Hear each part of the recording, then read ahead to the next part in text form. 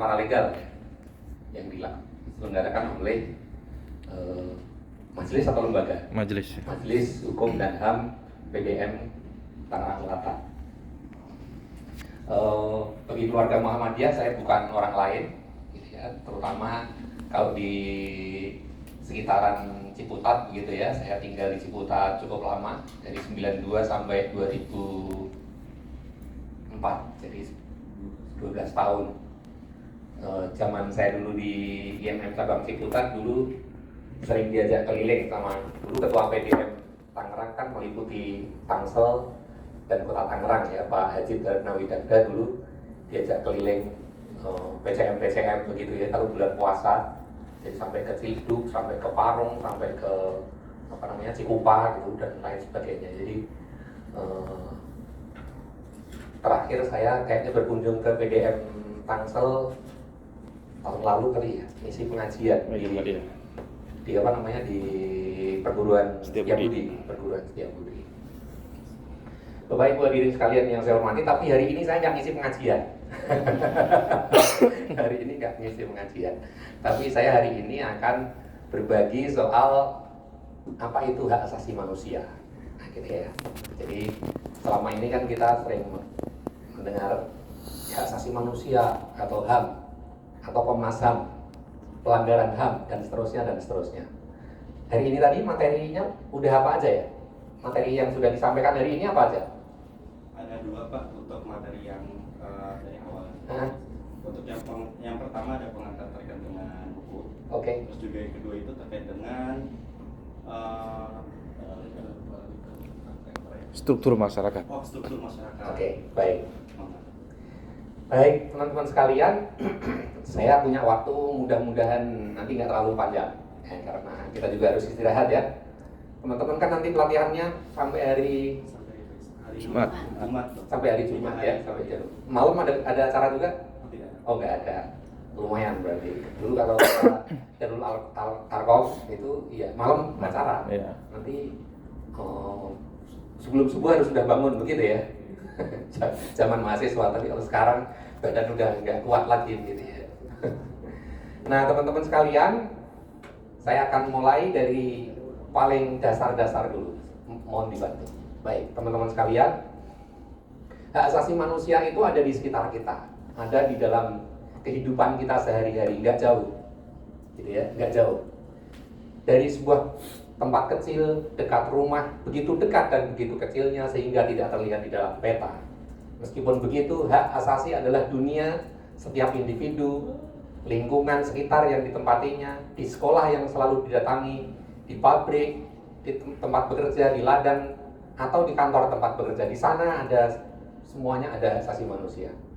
Hak asasi manusia sungguh adalah sebuah tempat bagi setiap orang, laki-laki, perempuan, dan anak-anak untuk menemukan persamaan hukum, persamaan kesempatan, persamaan harkat martabat tanpa diskriminasi.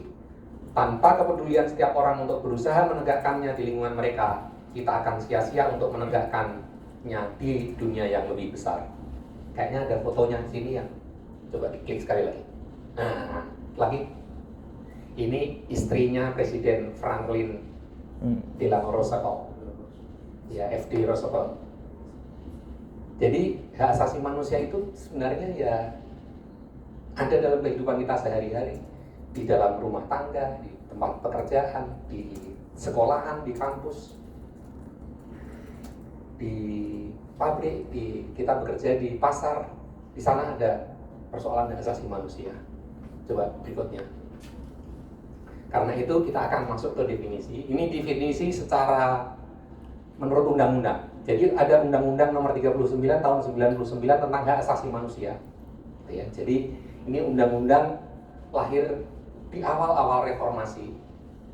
Jadi Undang-Undang Nomor 39 Tahun 99. Kita tahu awal-awal reformasi muncul banyak perubahan tata kelola pemerintahan kita, ya, termasuk Undang-Undang Otonomi Daerah dulu itu di tahun 99 itu, di periode-periode awal ketika Presiden Soeharto jatuh, lalu kemudian Presiden Habibie naik, disitulah muncul banyak perubahan regulasi. Termasuk yang muncul pada periode itu adalah Undang-Undang 39 tahun 99. HAM adalah seperangkat hak yang melekat pada hakikat dan keberadaan manusia sebagai makhluk Tuhan Yang Maha Esa dan merupakan anugerahnya yang wajib dihormati, dijunjung tinggi, dan dilindungi oleh negara, oleh hukum, oleh pemerintah, dan oleh setiap orang demi kehormatan serta perlindungan harkat dan martabat manusia. Itu definisi secara legal menurut definisi undang-undang. Ya, jadi dia adalah melekat pada keberadaan kita setiap manusia, gitu ya, yang wajib dihormati, dijunjung tinggi, dan dilindungi oleh negara, oleh hukum, oleh pemerintah, dan oleh setiap orang. Gitu. Berikutnya, jadi hak asasi manusia kira-kira secara ringkas adalah seperangkat hak yang dimiliki oleh setiap manusia sejak dalam kandungan, bahkan sejak dalam kandungan, gitu ya, yang wajib dipenuhi, dilindungi, dan dihormati oleh negara.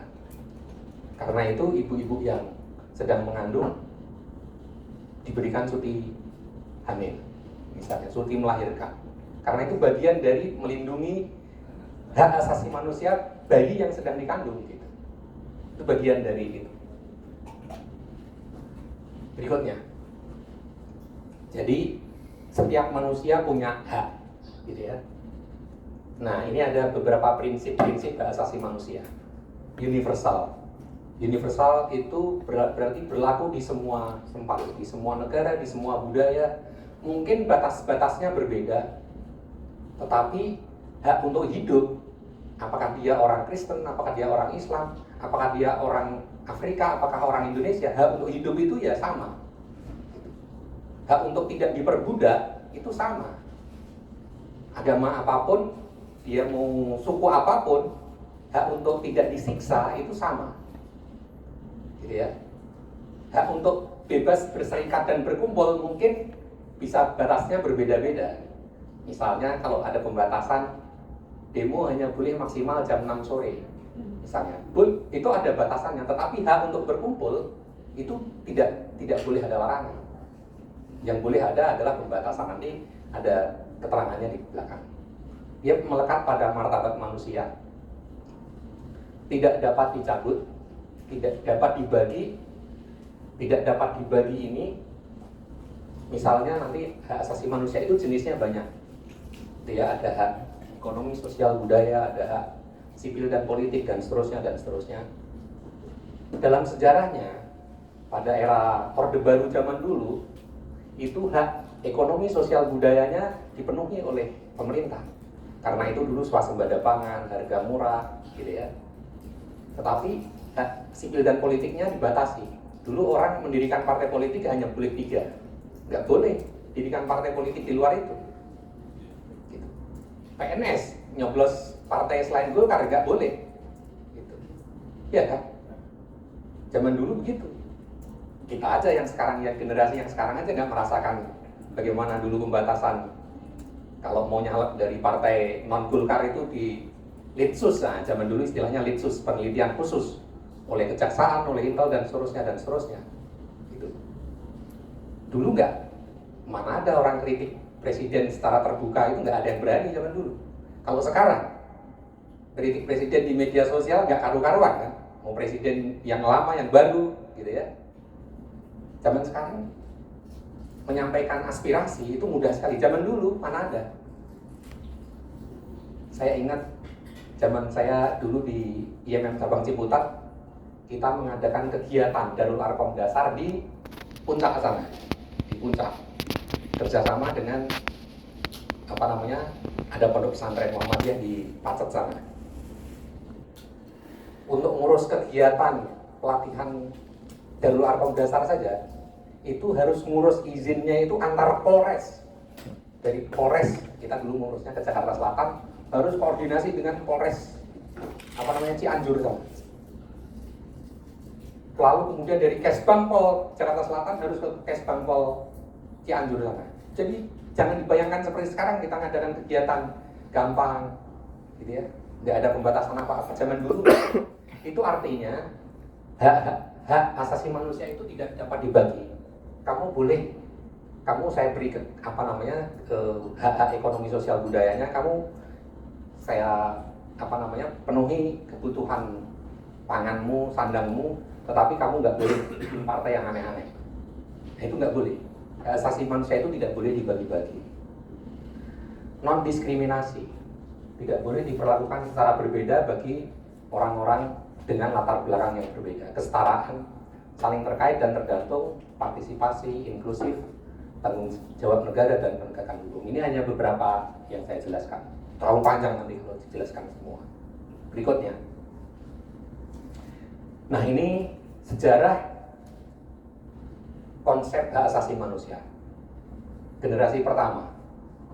Muncul sejak lama, naskah-naskah bersejarah itu sudah muncul sejak lama sebelum abad pertengahan 1215 di Inggris dan seterusnya. Konsepsi HAM sejak zaman klasik dan berpuncak pada penandatanganan naskah Deklarasi Universal HAM PBB pada tahun 1948. Jadi puncaknya konsep HAM generasi pertama itu di Universal Declaration of Human Rights tahun 48. Akibat dari Perang Dunia Kedua yang selesai tahun 45 dan totalitarianisme, muncul keinginan negara-negara yang baru merdeka untuk menciptakan tertib hukum baru. Elemen dasar konsep HAM pada generasi pertama adalah yang paling banyak soal hak sipil dan politik. Jadi zaman dulu, ketika zaman kerajaan-kerajaan, mau di negara manapun, mau di belahan Eropa, mau Afrika, mau Asia, itu dulu ya perbudakan itu sesuatu yang wajar. Budak itu ya diperjualbelikan. Nyiksa orang itu ya nggak ada masalah. Kalau kamu raja, itu idu geni. Kamu ngomong apa, jadi hukum. Nggak ada kontrol, nggak ada apa. Nggak ada hukum. Hukum itu ya penguasa.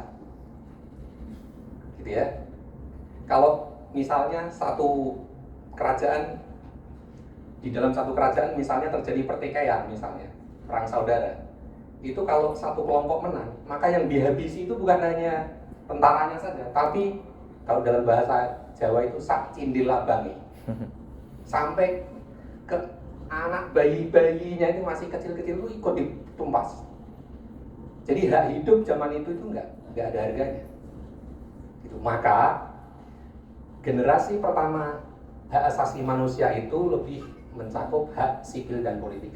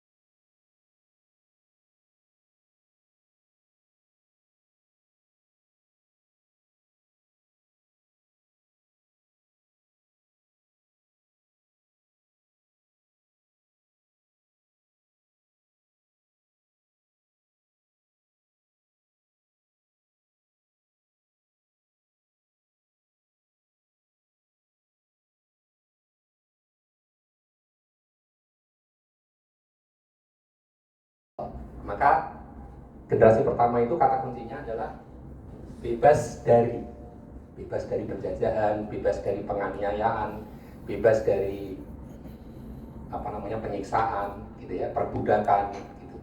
Kata kuncinya itu. Berikutnya, generasi kedua.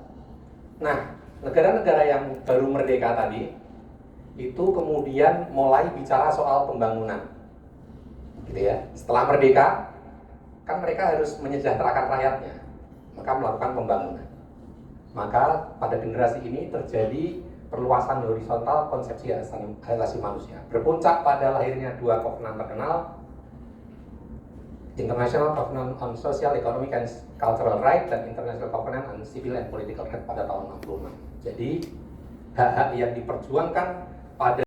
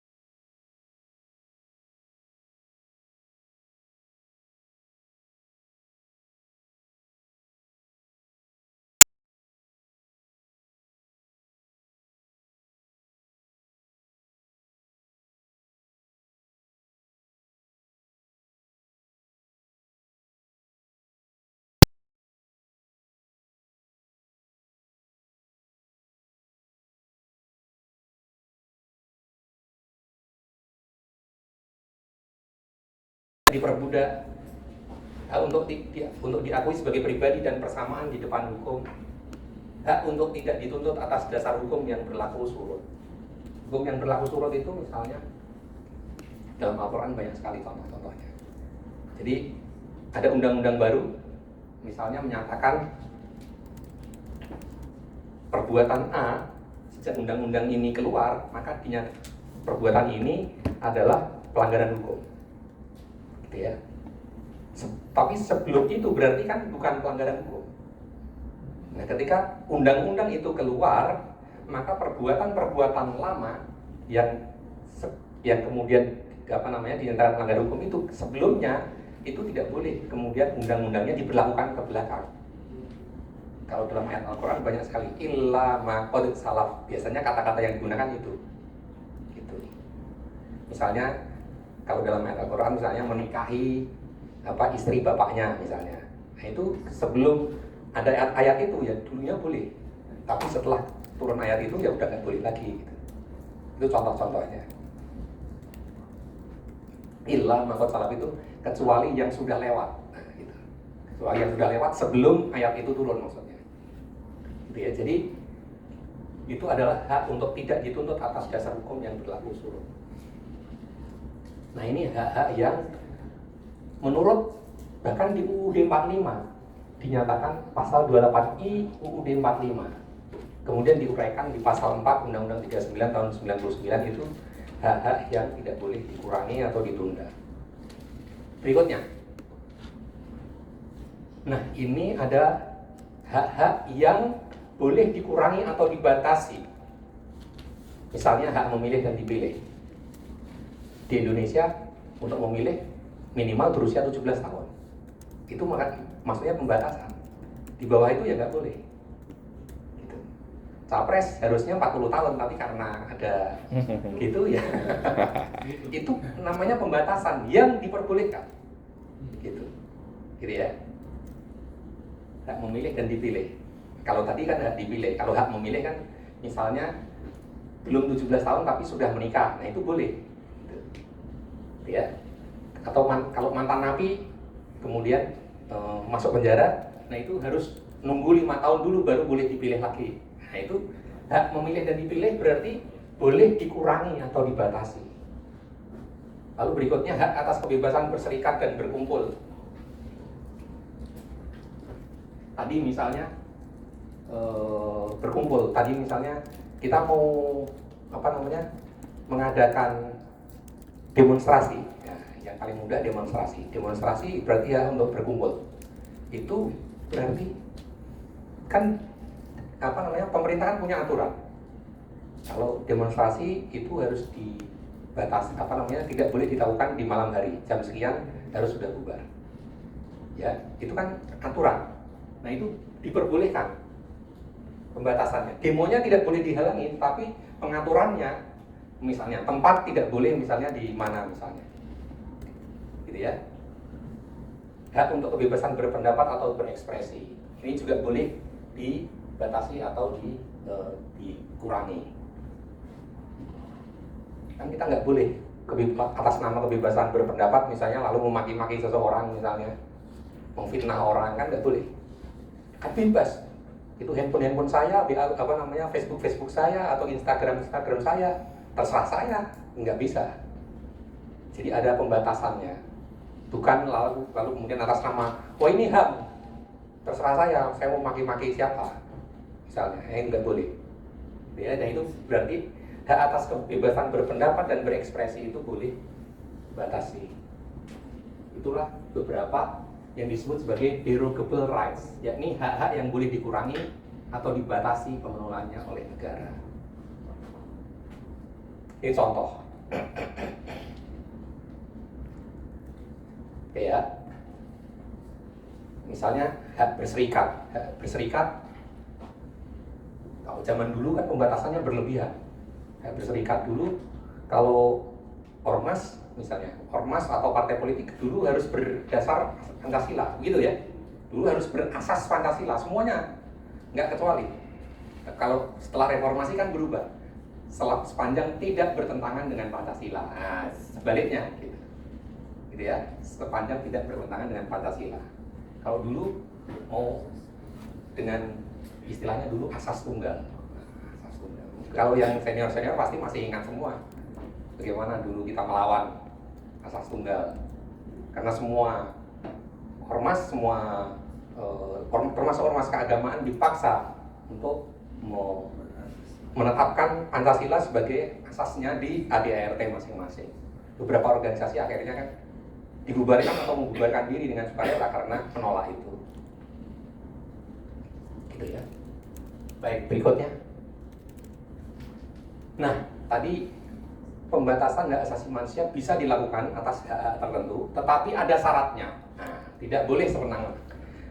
Jadi pembatasan itu bisa dilakukan, tetapi ada syaratnya. Satu, didasarkan pada, jadi ada undang-undangnya, ada peraturannya, atau putusan peradilan. Jadi nggak boleh sewenang-wenang bahwa ini pokoknya dibatasi, pokoknya asal dia jadi Kapolda lalu pokoknya bikin peraturan larang. Misalnya nggak bisa, harus ada peraturannya. Atau putusan peradilan. Putusan peradilan misalnya putusan MK misalnya menyatakan A misalnya, atau putusan pengadilan mencabut hak politik seseorang misalnya. Nah, itu boleh. Ya, jadi putusan pengadilan juga punya kekuatan hukum yang sama.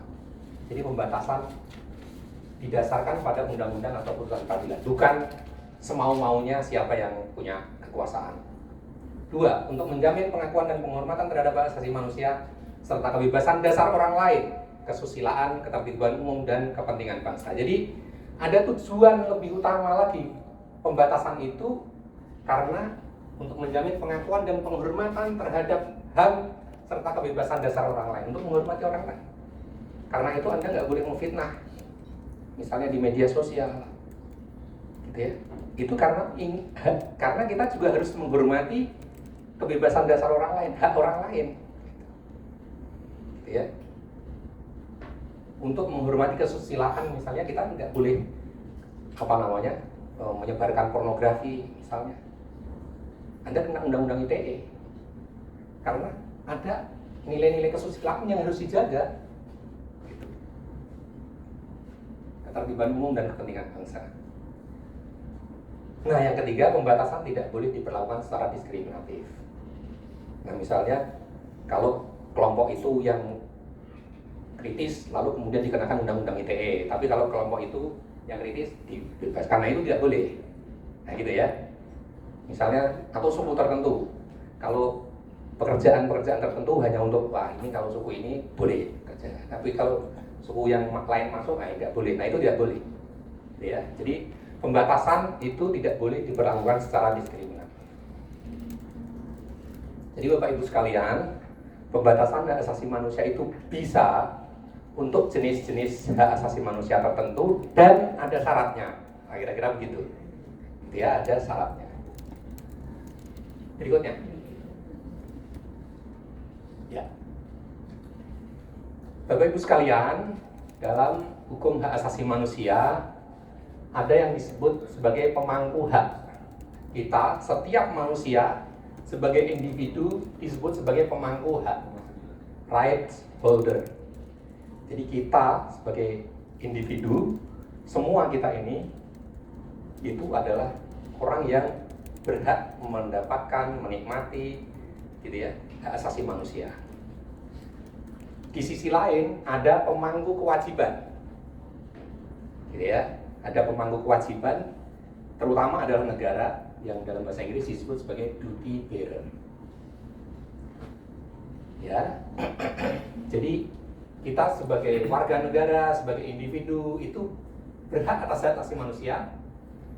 Nah, ada negara yang punya kewajiban tiga utamanya: menghormati hak asasi manusia, melindungi hak asasi manusia, dan memenuhi hak asasi manusia. Tetapi di sisi lain, kita individu ini juga punya kewajiban untuk menghormati hak asasi manusia orang lain. Nah, kira-kira begitu. Tapi kalau negara, pemerintah itu bukan hanya menghormati hak asasi manusia, tapi juga melindungi dan memenuhi hak asasi manusia. Nah, gitu, dibaginya dua. Kita sebagai individu ini adalah pihak yang berhak atas hak asasi manusia, tetapi juga punya kewajiban untuk menghormati hak asasi manusia orang lain. Nah, kita slide berikutnya, apa yang disebut menghormati? Slide berikutnya. Menghormati hak asasi manusia berarti kewajiban negara menahan diri untuk tidak melakukan intervensi terhadap penikmatan hak kecuali atas hukum yang sah. Jadi warga negara dia mau tinggal di mana, gitu ya, mau tinggal di mana, itu hak asasi manusia. Negara kalau sebisa mungkin jangan ngatur-ngatur. Kamu yang kalau zaman penjajah dulu kan, kalau kamu warga Bumi Putra, kamu tinggalnya di luar tembok. Kalau kamu Cina, kamu tinggalnya di sana. Kalau kamu Eropa, kamu tinggalnya di sana, kan begitu zaman dulu. Ada segregasi. Tapi kalau sekarang hak untuk tinggal itu ya boleh, bebas di wilayah negara Indonesia. Asal kamu punya duit, bisa beli tanah, misalnya kamu mau tinggal di BSD, ya nggak apa-apa. Tapi kalau kamu punya duit dan milih tinggal di perkampungan, ya itu hak kamu. Gitu ya. Jadi kewajiban negara untuk menahan diri tidak ngatur-ngatur, nah, kira-kira gitu. Negara jangan terlalu ngatur-ngatur, kecuali atas hukum yang sah sebagaimana tadi ya, pembatasan tadi gitu.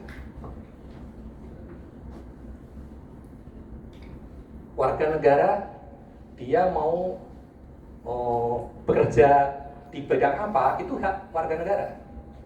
Kewajiban negara itu bukan ngatur-ngatur, tapi kewajiban negara adalah menyediakan lapangan pekerjaan. Nah, kira-kira begitu. Jadi bukan ngatur. Kamu kayaknya karena lulusan cuma SMA, maka kamu kerjanya hanya boleh sektor ini. Nah, itu nggak boleh, gitu ya. Itu adalah pembatasan hak asasi manusia. Ya. Jadi kewajiban negara menahan diri untuk tidak terlalu ngatur. Nah, misalnya warga negara untuk mendapatkan haknya kecuali atas hukum yang sah. Itu yang disebut menghormati hak asasi manusia. Berikutnya,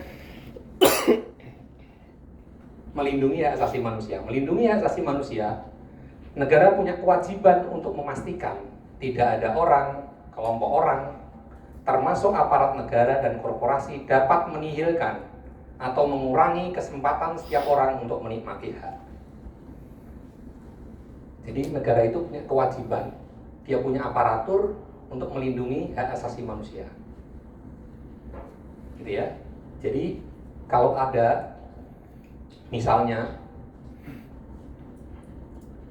contoh kita di Muhammadiyah saja lah, yang ada beberapa contoh kasus di mana Masjid Muhammadiyah misalnya tidak boleh didirikan, ada di beberapa tempat oleh kelompok lain, maka negara punya kewajiban untuk ini orang yang mau nyerang-nyerang ini harusnya yang diamankan gitu. Jadi kewajiban negara untuk memastikan tidak ada kelompok yang akan menihilkan atau mengurangi kesempatan setiap orang untuk menikmati haknya. Gitu ya. Negara punya aparat yang dia wajib melindungi hak asasi manusia. Dengan aparatnya, dengan senjatanya itu digunakan untuk melindungi hak asasi manusia, bukan malah untuk mengurangi atau membatasi hak asasi manusia. Berikutnya.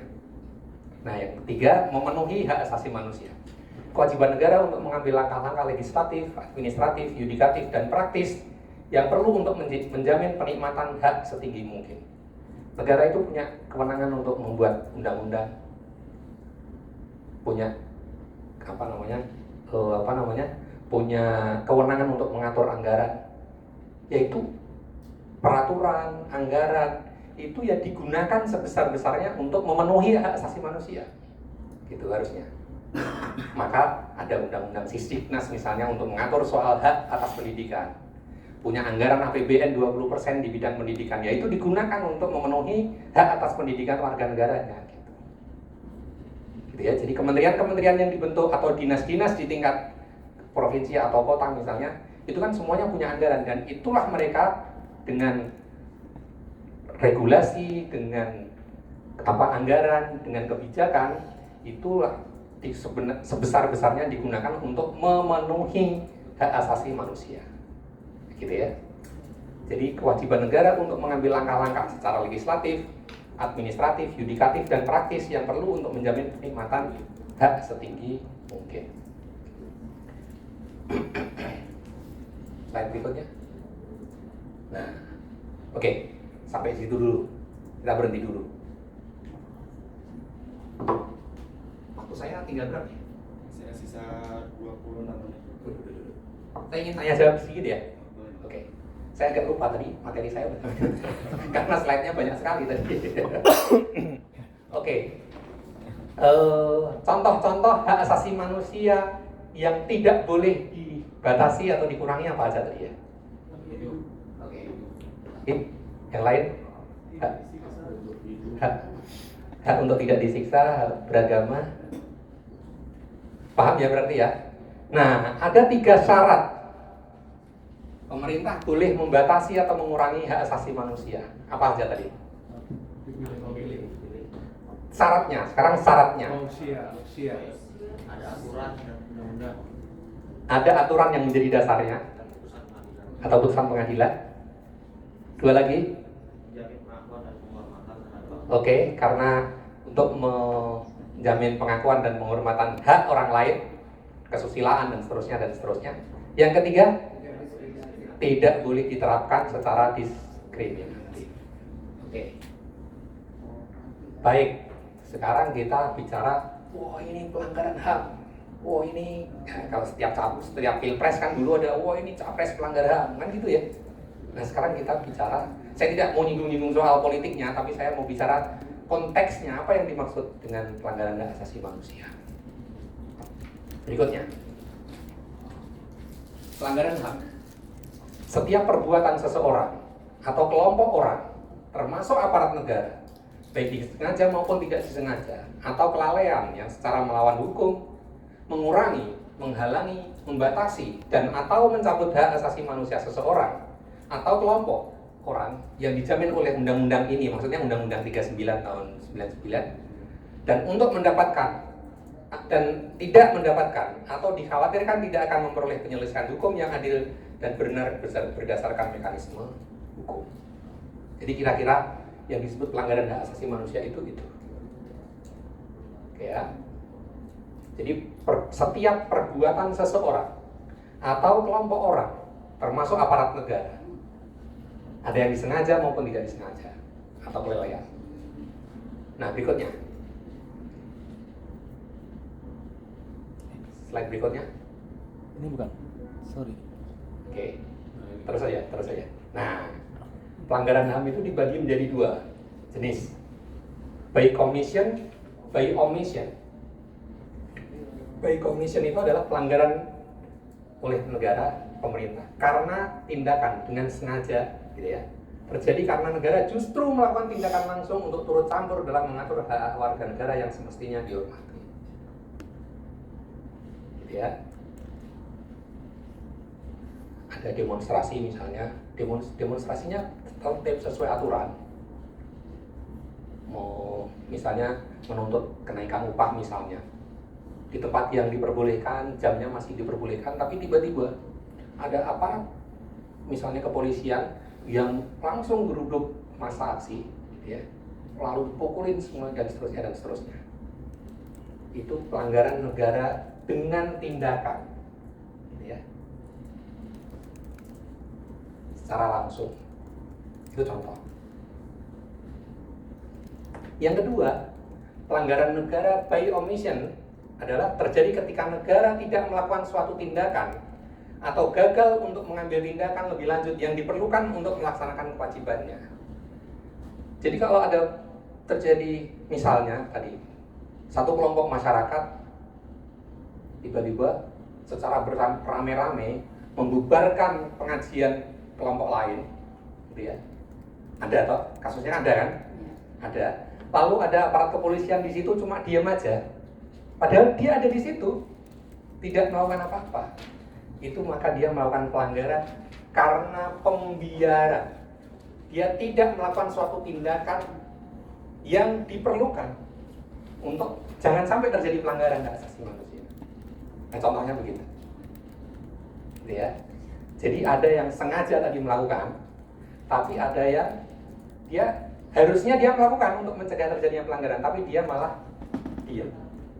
Loh, saya kan nggak melanggar, saya kan nggak ikut geruduk pengajian itu. Iya, Bapak nggak ikut geruduk, tapi Bapak itu aparat yang harusnya menjaga keamanan. Nah, kira-kira gitu.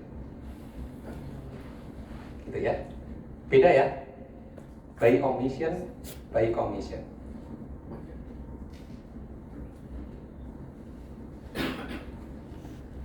Oke, berikutnya. Nah, ini seringkali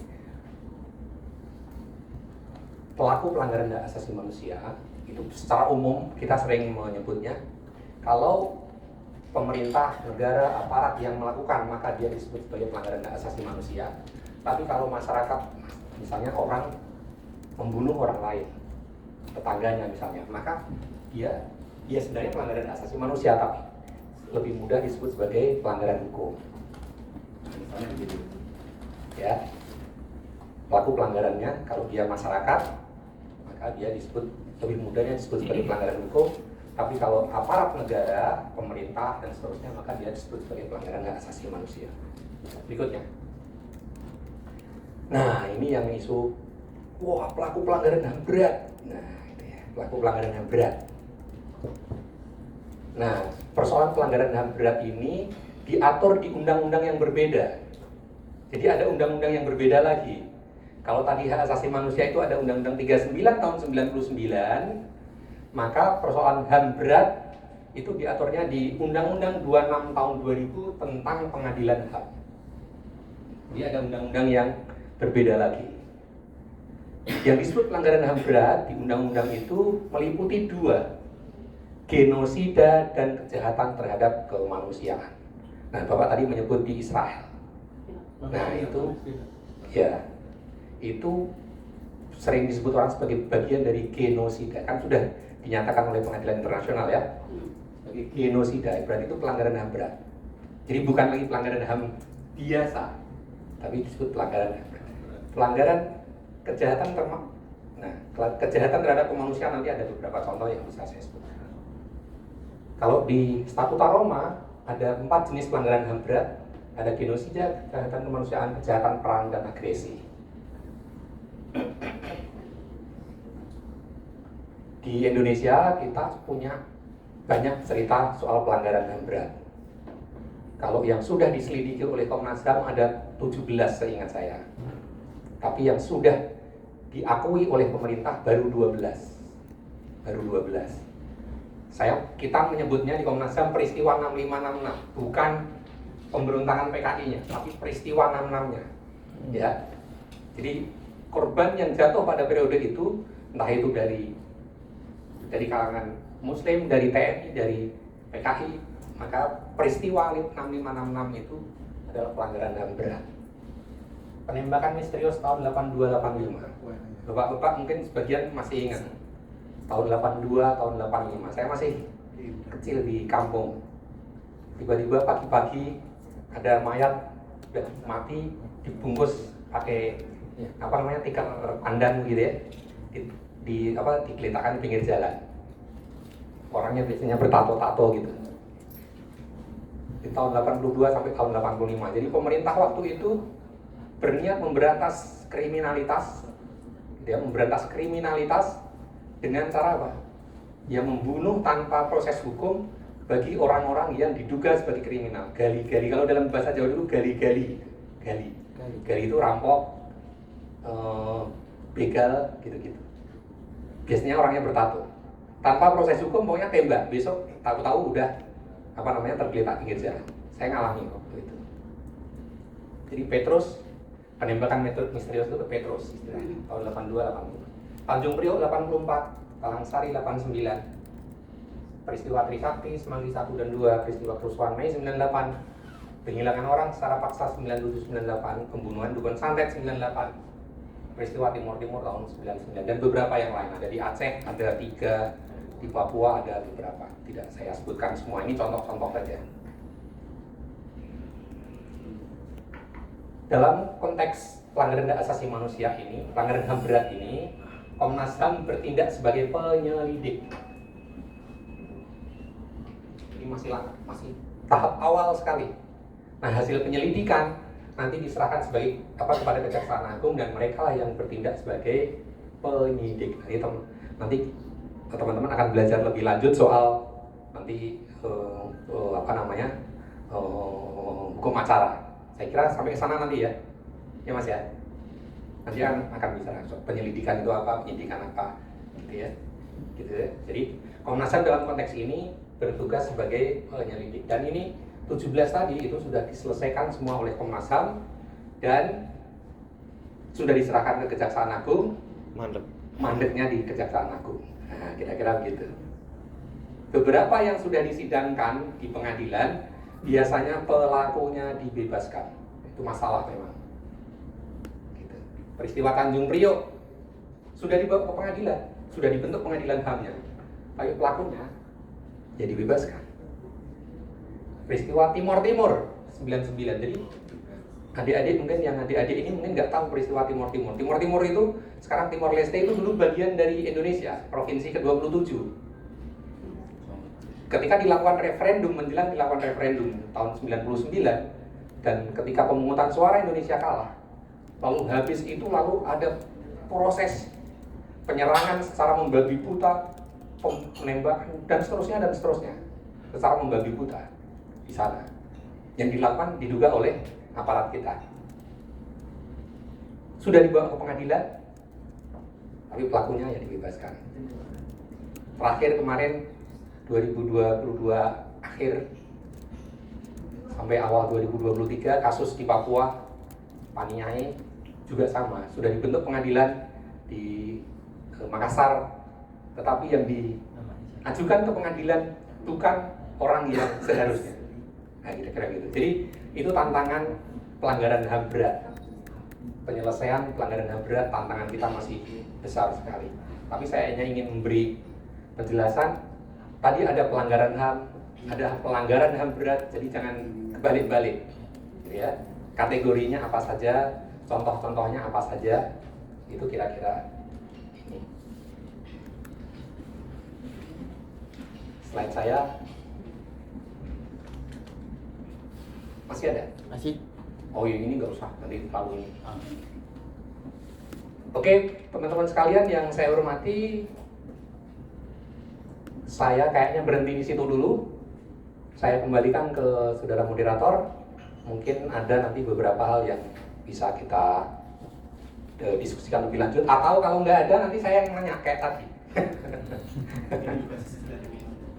Oh iya sih, nggak apa-apa. Ayo silakan, kalau langsung aja. Ada yang mau nanya? Boleh Pak. Ya silakan.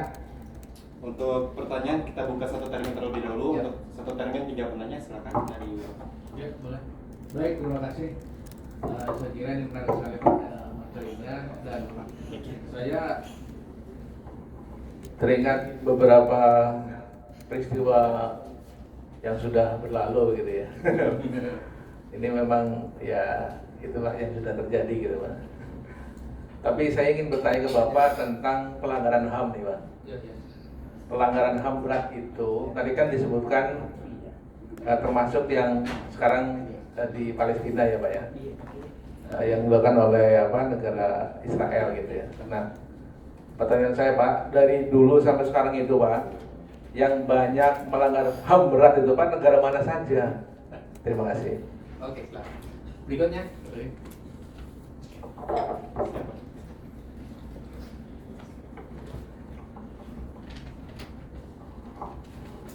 Ya, Assalamualaikum warahmatullahi wabarakatuh. Saya mau menanyakan untuk pelanggaran HAM.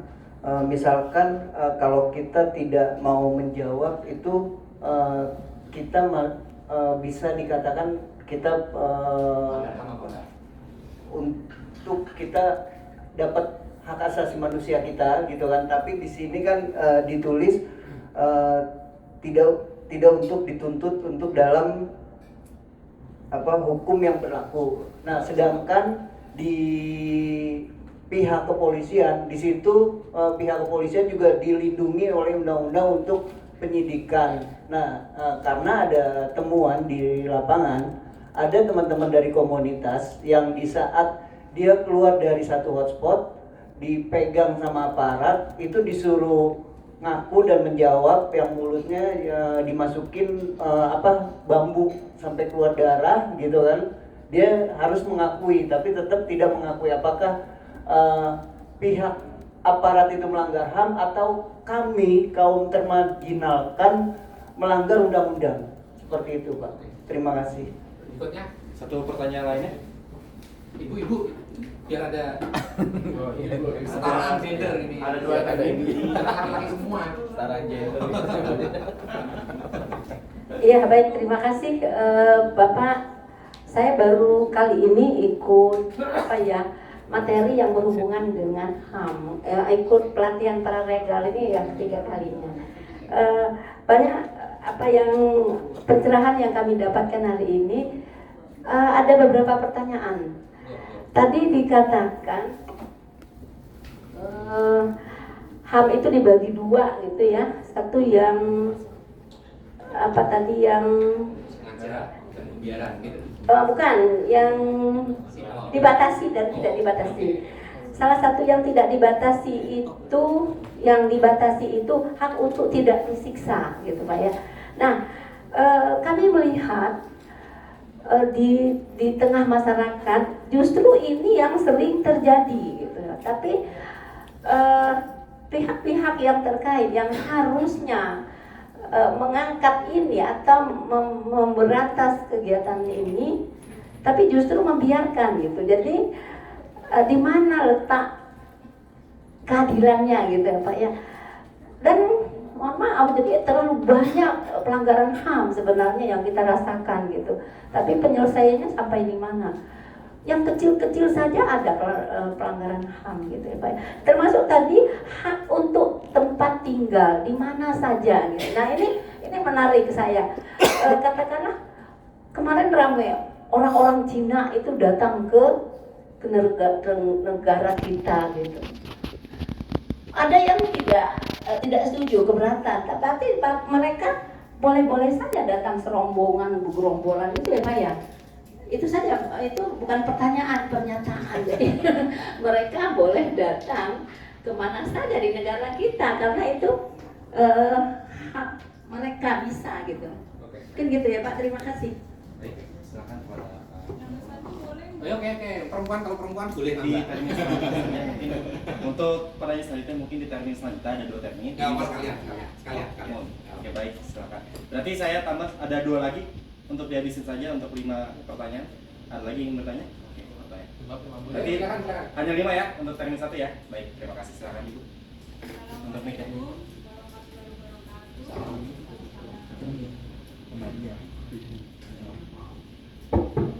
Bapak izin bertanya. Tadi kan Bapak menerangkan tentang bahwa setiap individu itu punya hak dasar, yaitu hak untuk hidup. Dan itu nggak boleh dilanggar. Terusannya kalau memang nggak boleh dilanggar, terus kaitannya apa ya? Kalau misalnya di dalam pengadilan kadang-kadang ada namanya hukuman mati, Bapak. Itu aja Pak. Terima kasih banyak. Untuk pertanyaan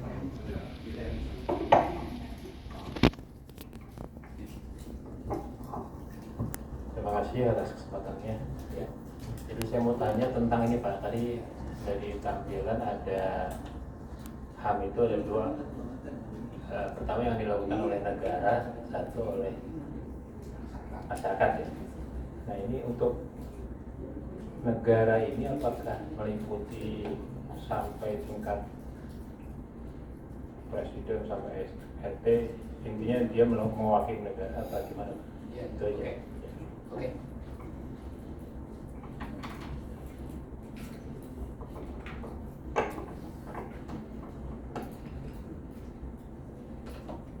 Oke, Bapak Ibu sekalian, kalau pertanyaan pertama tadi, yang paling banyak melakukan pelanggaran HAM berat negara mana?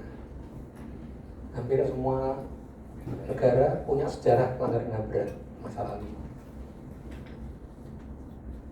Orang-orang Australia itu orang-orang Eropa yang datang ke Australia dan menghilangkan hak hidupnya orang-orang asli Australia, orang-orang aborigin. Kan? Orang-orang Amerika kan juga begitu. Mereka datang dari Eropa, datang ke Amerika, dan orang-orang Indian yang kita dulu baca komiknya kan, komik apa namanya, Winnetou. Gitu ya, Bu ya. Ingat ya Bu, zaman dulu ya. Itu kan orang asli penghuni daratan Amerika sebelum orang-orang Eropa datang yang sekarang tersingkir. Jadi demikian juga di banyak wilayah lain, di wilayah Indonesia banyak sejarahnya. Di semua negara punya sejarahnya.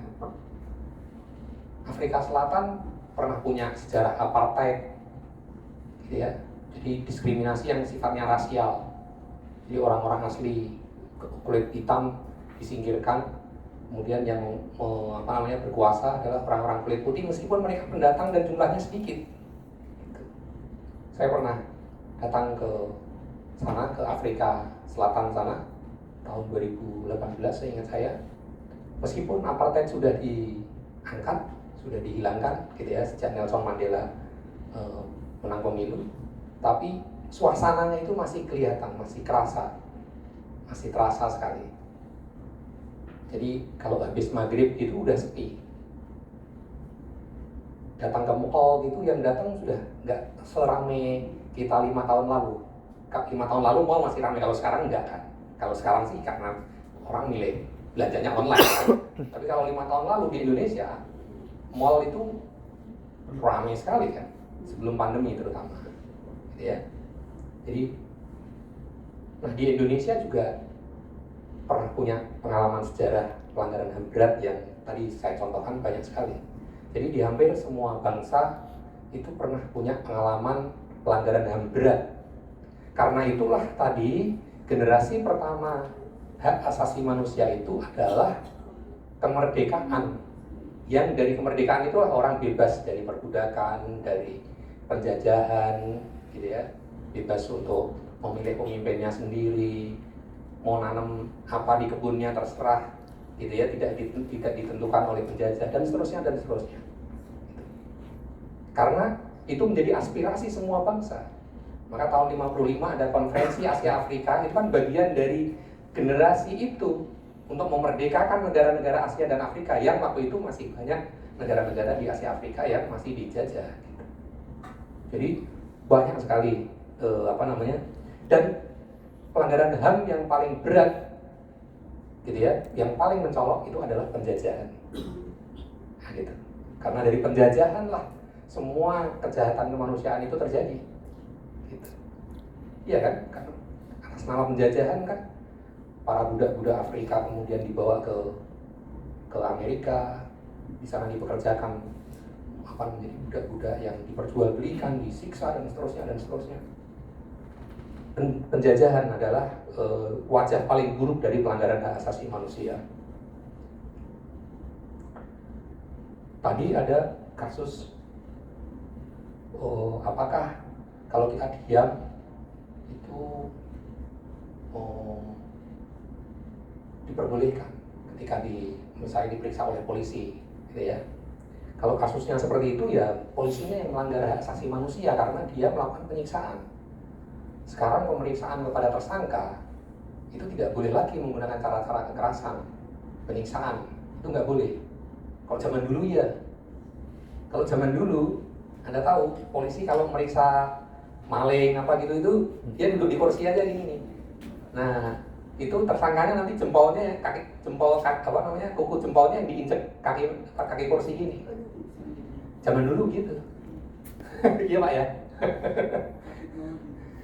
Belum lagi pakai tang, nanti kuku jarinya dicabut, segala macam, anunya disetrum. Zaman dulu begitu. Jadi ruang pemeriksaan tersangka itu pasti banyak cipratan darah-darah gitu kalau zaman dulu. Tapi setelah reformasi itu nggak boleh lagi. Jadi kalau sekarang masih ada yang begitu ya itu pelanggaran hak asasi manusia karena mau meriksa tersangka. Meskipun seorang tersangka dia tetap memiliki hak asasi manusia. Karena belum terbukti bersalah kan. Asas praduga tak bersalah itu kan sebelum ada vonis pengadilan ya dia belum menjadi tersangka, belum menjadi bersalah. Bahkan meskipun dia divonis bersalah, dia tetap memiliki hak asasi manusia, tidak boleh disiksa, tidak boleh meskipun nanti di penjara, di kurungan, kan dia tetap meskipun suruh kerja, kan ada jam kerjanya, tidak boleh diperbudak di sana. Jadi orang meskipun sedang di dalam penjara, dia tetap memiliki hak asasi manusia. Meskipun sebagiannya harus dibatasi, dia tidak boleh megang handphone, gitu ya, tidak boleh nonton TV setiap waktu misalnya.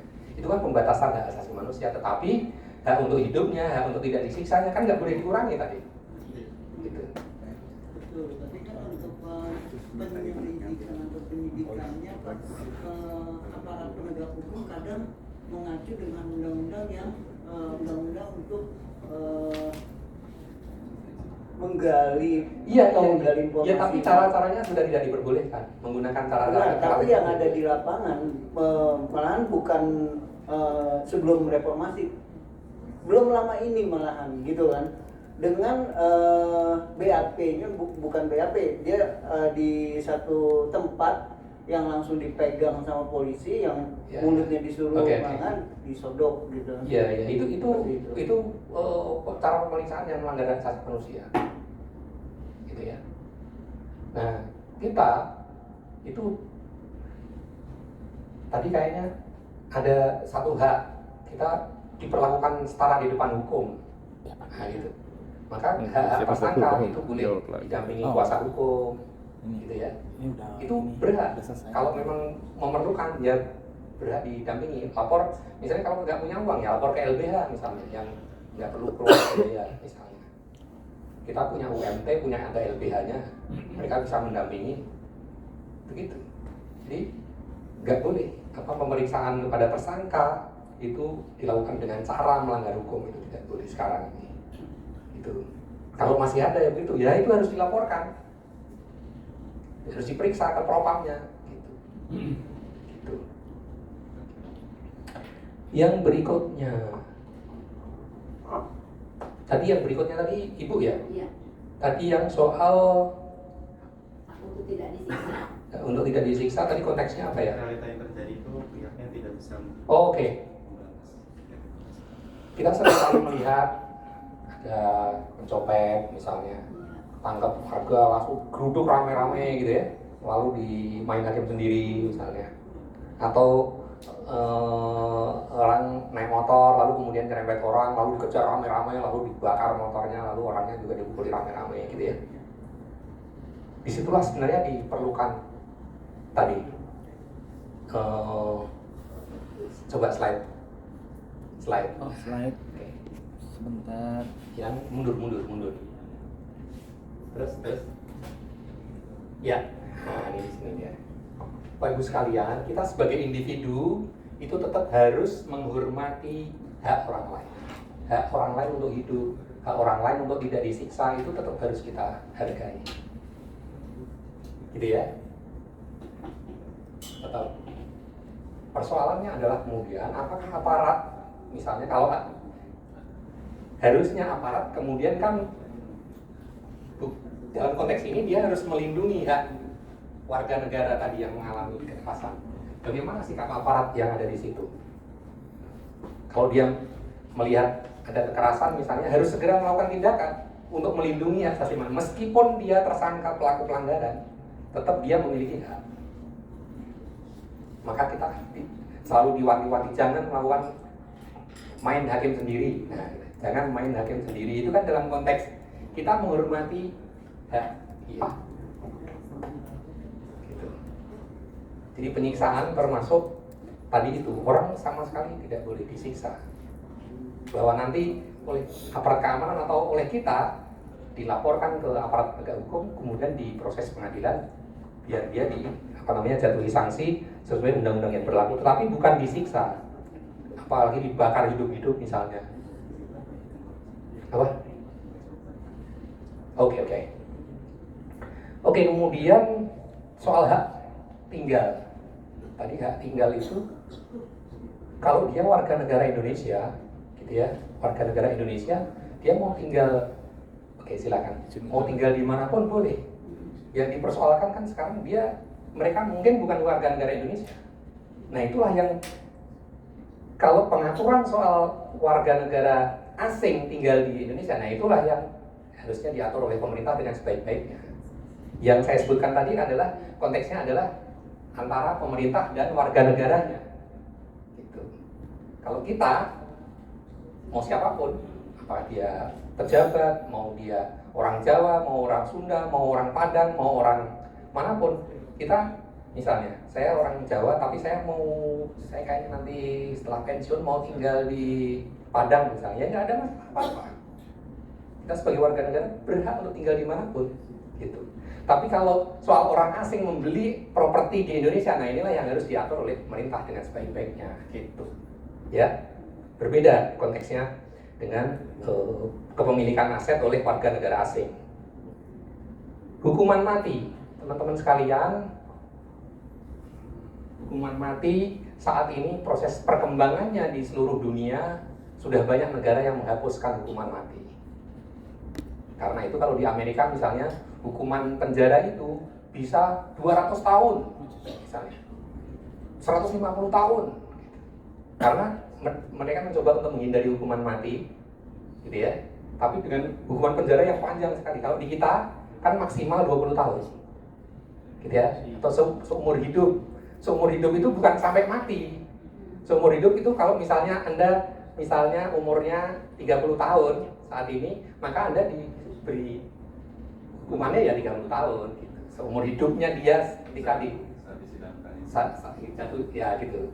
Jadi seumur hidup itu bukan sampai mati, tapi seumur hidup ketika Anda di proses hukum itu gitu. Ya. Dalam konteks ini, kalau Komnas HAM sikapnya kita menolak hukuman mati. Dalam KUHP kita sekarang, proses penjatuhan hukuman mati lebih sulit. Masih dimungkinkan tetapi sudah dipersulit. Gitu. Karena konteksnya tadi soal perkembangan. Pokoknya kira-kira mencabut nyawa orang itu adalah hak Allah. Kira-kira gitu. Mencabut nyawa orang itu hak Allah. Kira-kira gitu. Sepanjang masih bisa diberi sanksi dengan sanksi penjara dan lain sebagainya, dengan hukuman yang maksimal, maka sebaik mungkin kalau dalam konteks Komnas HAM itu sebaiknya dihindari. Nah, kira-kira begitu. Perkembangan di tingkat global juga begitu.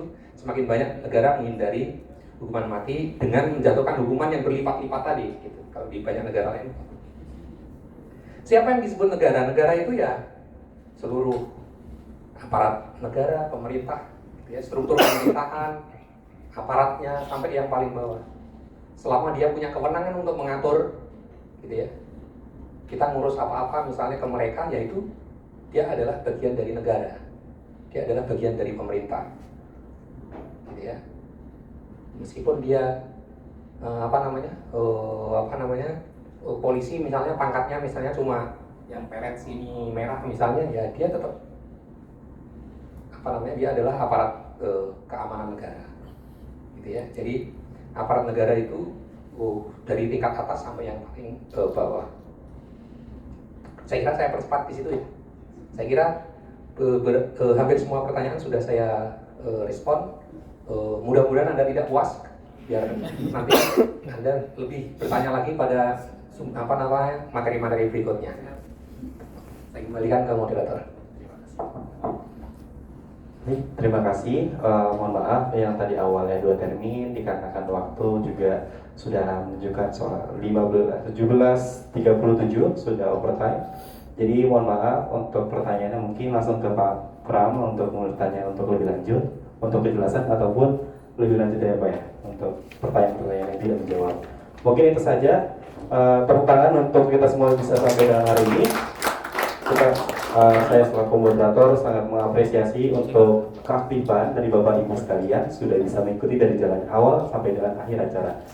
Mohon maaf kalau ada kesalahan kata atau perkataan, kurang lebih mohon maaf. Wassalamualaikum warahmatullahi wabarakatuh. Waalaikumsalam. Sebelumnya saya berikan ke panitia. Kita foto bersama lagi. Oh iya.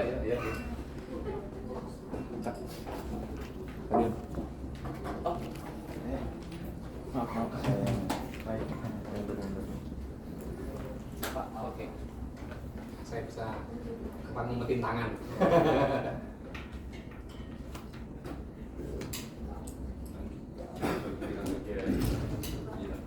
Oke. siap. Oke, Ibu udah bisa sambil dan. Ya, oke, terima kasih. Udah ya, ya. Terima kasih, sampai ketemu lagi. Mau foto bareng nggak? Foto bareng. Foto bareng ya maksudnya? Gimana? Foto bareng. Ini. Ya, silakan. Ayo, lagi. Yuk, Bapak Ibu. Teman-teman. Silakan ke depan Bapak Ibu untuk kita foto bersama. Nanti nggak lurus ini kalau nggak ada fotonya. Ternyata ketemu lagi. Siap.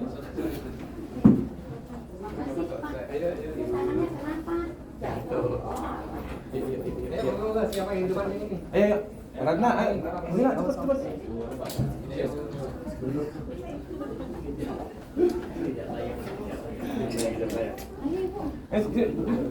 Wah, duduk depan ya.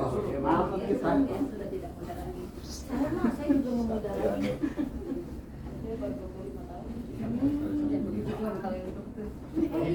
Dari tadi begitu dulu. Ayo ini siapa? Yang jalan lahir.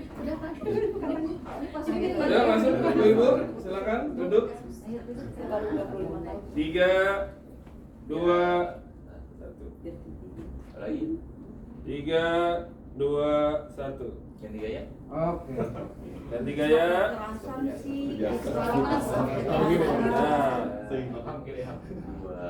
Tangan gini Pak semua Pak. Oke, ya. 3, 2, 1. Oke. Oke.